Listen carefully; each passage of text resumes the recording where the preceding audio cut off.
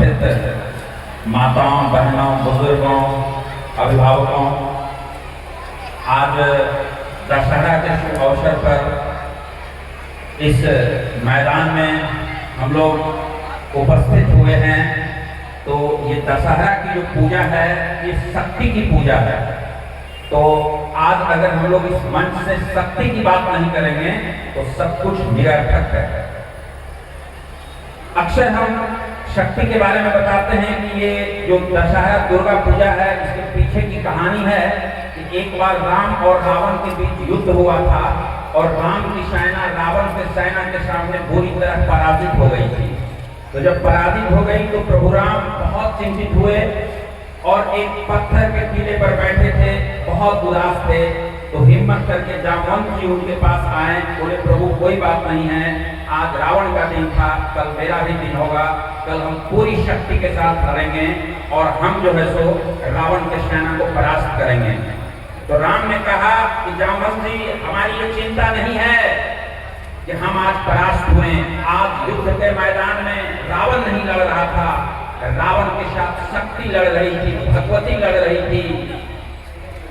तो अगर इस युद्ध को जीतना होगा तो शक्ति को प्रसन्न करना होगा।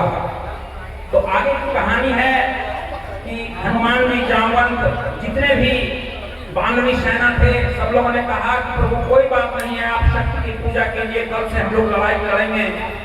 तो श्री राम ने कहा कि 108 कमल का फूल लाया जाए। 108 कमल का फूल लाया गया और लोग लड़ाई में गए और प्रभु राम दुर्गा मां को अपने भृकुटी पर लाकर और वो कमल का फूल चढ़ाना शुरू किए। 107 कमल का फूल जब चढ़ा दिए और अंतिम कमल का फूल बचा था तो देवी भगवती को लगा कि क्यों ना हम अपने भक्त की परीक्षा लें। उसने अपने शक्ति का इस्तेमाल करके एक फूल को गायब कर दिया। राम जब फूल ढूंढने लगे तो फूल नहीं मिल रहा था। तो उनकी माँ उनको बचपन में कहती थी मेरा बेटा कमल नयन है, कमल के जैसा इसका आंख है। तो चाकू था बगल में और उसने अपने आंख के तरफ चाकू के फलक को बढ़ाया और माँ शक्ति उत्पन्न हुई और हाथ पकड़ ली और विजयी होने का वरदान दिया। तो इस कहानी को हम जो सुना रहे हैं इसके पीछे मेरा उद्देश्य क्या है? जितने भी अभिभावक हैं, भाई हैं, बुजुर्ग हैं, समाज के लोग हैं, उनसे हम कहना चाहते हैं जब आप 107 फूल चढ़ा दीजिएगा शक्ति को प्राप्त करने के लिए तो 8वां फूल भगवती नहीं चुराएगी। 8वां फूल आपका समाज का सगा संबंधी चुराएगा, आपका भाई चुराएगा, आपके समाज के लोग हटाएंगे।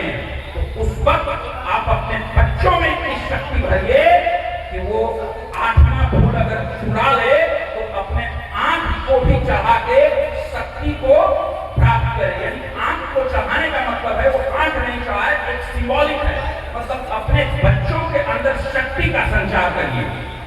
विशेष हम राजपूत समाज से आते हैं और ये गांव राजपूतों का है। तो एक बात और हम कहना चाहते हैं, मेरा इतिहास हमारे जो सर्वोच्च थे, जो हमारे लिए ईश्वर के समान है, उनका नाम था महाराणा प्रताप।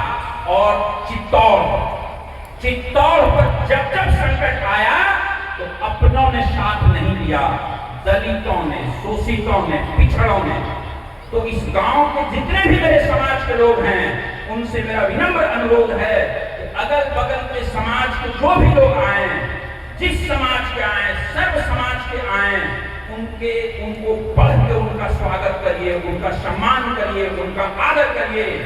हम राजपूतों की पहचान इस बात से है कि हमने चित्तौड़ अगर आप जाइएगा तो वहां संत रविदास को इष्ट देवता माना जाता है। संत रविदास उनके इष्ट देवता हैं और पन्ना धाई को आज भी देवी की तरह वहां पूजा जाता है, जो पिछड़े समाज से आता है।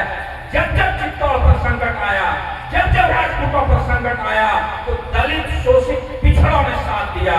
तो हम अपने समाज के लोगों से कहते हैं कि हम लोग सामाजिक न्याय की बात करेंगे और सबको लेकर चलेंगे, अगले पिछड़े का भेदभाव नहीं करेंगे और एक अच्छे समाज का निर्माण करेंगे।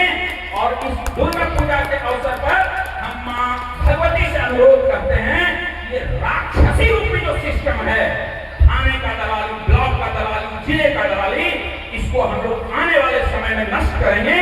और इन्हीं शब्दों के साथ हम अपने वाणी को विराम देते हैं। जय हिंद, जय भारत।